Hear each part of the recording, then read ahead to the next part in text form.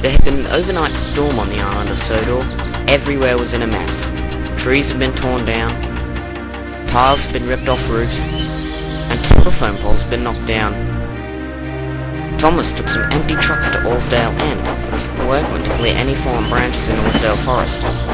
As he backed away, he whistled to call his friend Toby. "Hello, Toby. Wakey, wakey," he whistled. Toby came out of his shed looking very wet.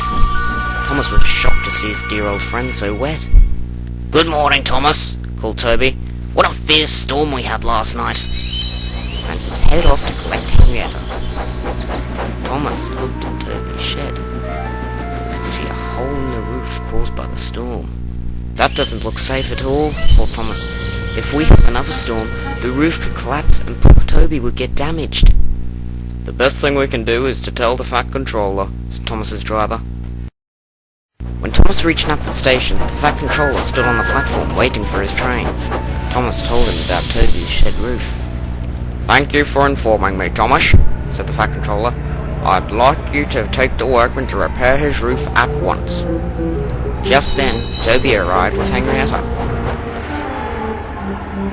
"Toby, I've got some bad news," said the Fat Controller. "Last night the storm damaged your shed roof, and it's become rather unsafe for you to sleep in.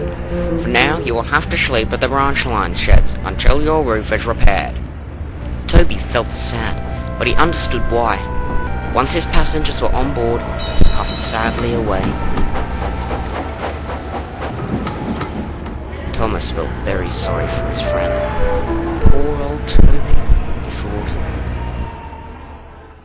Thomas collected the workmen from Mayfleet Station and took them to Allsdale End. The workmen soon got to work on taking down the old shed roof. Later, Thomas met Percy at the junction. "Hello, Thomas," called Percy. "You look sad. What's up?" "I'm sad for Toby," replied Thomas. "His shed roof has been damaged and he can't sleep there tonight. He's going to sleep with us instead." "We should think of something to cheer him up," suggested Percy. "Perhaps we could tell him a story," thought Thomas. "Or perhaps he could," thought Percy. "I've always wanted to hear a story about his younger days." "We'll see," said Thomas. "Depends if he's up for it."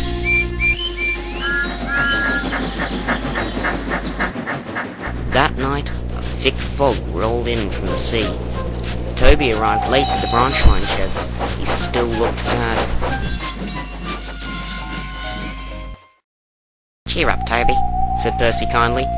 "Your shed will be as good as new by tomorrow," added Thomas. "I know," said Toby, "but I'm going to miss the birds singing in the morning. It's what makes me know it'll be a good day." "Never mind," said Percy. "Perhaps a story will cheer you up." "I guess so," replied Toby. "Percy thought you could tell us a story about your younger days," said Thomas. "But if you're not up to it," replied Percy, "you don't have to." "Well," thought Toby, "anything's better than worrying about my old shed." Thomas and Percy were pleased. "Tell you what," thought Toby, "I'll tell you a story about when I first took a passenger." "Ooh, how exciting," thought the two tank engines. "It began some years ago when I was new to the Allsdale Railway," began Toby.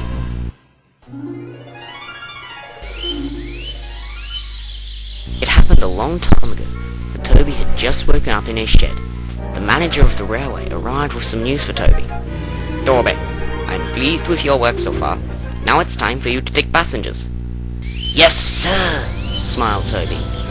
"Today, a famous singer named Alicia Botti Sr. is arriving to give an open-air concert at the picnic fields.